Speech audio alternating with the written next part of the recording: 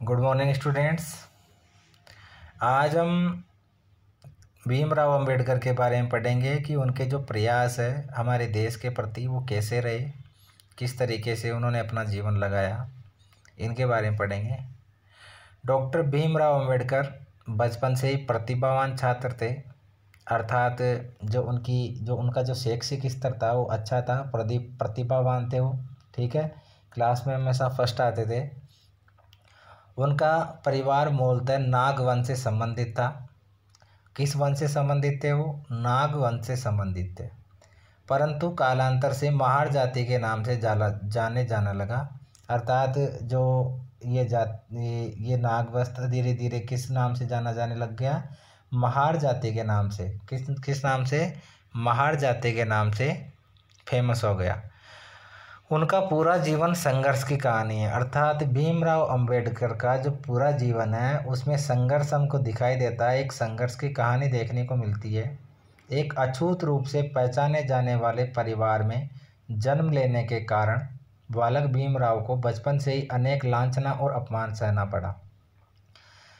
अर्थात जो उनका परिवार था उनको अछूत समझा जाता था और अछूत परिवार में जन्म उन्होंने लिया। इस कारण क्या है कि बचपन से ही उनको अनेक तरीके से अपमानित होना पड़ा, अनेक तरीके से उनको एक तरीके से कि सहन करना पड़ा। इसलिए उनमें बचपन से ही अन्याय और सामाजिक कुरीतियों के विरुद्ध लड़ने की हिम्मत उत्पन्न हो गई। अर्थात उनको बचपन में ये सब कुछ देखने को मिल गया, इसलिए उन्होंने बचपन में ये ठान लिया कि किस तरीके से अन्याय और सामाजिक कुरीतियों का वो एक तरीके से विरोध करेंगे, किस तरीके से उनके खिलाफ खड़े होंगे।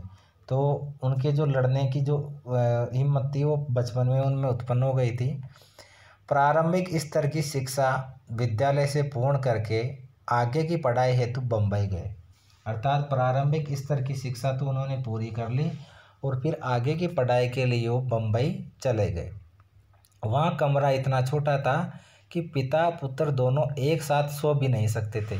अर्थात जनसंख्या अधिक होती है शहरों में, आप जानते हो, महानगर है बम्बई, तो वहाँ पर जो कमरा था वो कमरा इतना छोटा था कि एक तरीके से कहें तो जो पिता पुत्र है वो सो भी नहीं पाते थे एक साथ ढंग से। भीमराव दीपक की रोशनी में पढ़ाई करते थे, अर्थात सुविधाओं की कमी थी, इस वजह से दीपक जलाकर वो पढ़ाई करते थे। बड़ौदा रियासत से छात्रवृत्ति मिलने पर वे अमेरिका पढ़ने गए। बड़ौदा रियासत से उनको क्या मिला कि छात्रवृत्ति मिल गई पढ़ाई के लिए, और उस छात्रवृत्ति के माध्यम से फिर वो अमेरिका पढ़ने के लिए चले गए। उन्होंने स्वतंत्रता संग्राम में हिस्सा लिया। उन्होंने स्वतंत्रता संग्राम अर्थात हमारा जो 1857 के बाद में हम कहें तो भारत को आज़ाद कराने के लिए जो लड़ाई लंबी चली है, 1857 में असफल हो गए थे, उसके बाद भी हमने संघर्ष किया है। तो बाद का जो संघर्ष था उसमें ये शामिल हुए और उन्होंने आज़ादी के लिए लड़ाई भी लड़ी।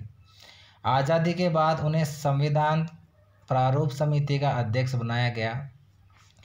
हमारे भारत में नियम और कानूनों के लिए एक संविधान बनाया गया था, तो उस संविधान की एक प्रारूप समिति थी जिसने एक ड्राफ्ट तैयार किया था कि हमारा भारत का जो संविधान है किस तरीके का होना चाहिए, किस तरीके का हो। इसके लिए क्या है कि उन्होंने प्रयास किया था और प्रारूप समिति के अध्यक्ष भी उनको बनाया गया था।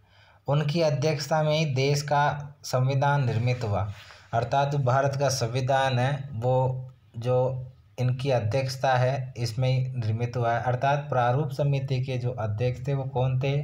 भीमराव अंबेडकर। कौन थे? भीमराव अंबेडकर। अब देखिए इसमें क्वेश्चन दे रखे हैं, जैसे डॉक्टर भीमराव अंबेडकर के जीवन से आपको क्या शिक्षा मिली? तो इनके जीवन से हमें ये शिक्षा मिली कि अन्याय का डटकर विरोध करना चाहिए, ठीक है, और जो अभाव में भी एक तरीके से संघर्ष करना चाहिए। किस तरीके से उन्होंने संघर्ष किया और प्रारूप समिति के अध्यक्ष बने।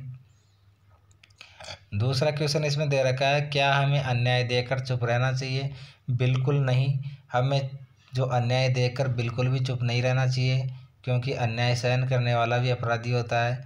इसलिए हमें अन्याय बिल्कुल सहन नहीं करना चाहिए, हमें उसके खिलाफ आवाज़ उठानी चाहिए, विरोध करना चाहिए।